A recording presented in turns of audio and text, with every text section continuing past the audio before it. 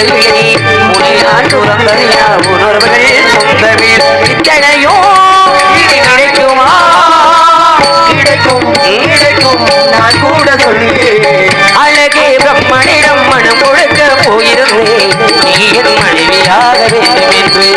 சில பிறவியங்கள் இதுவரை நினைத்திருந்தேன் உயிரே உன்னை பார்த்ததும் உலகே புதியதானதே உன்னை படைத்த அந்த தெய்வம்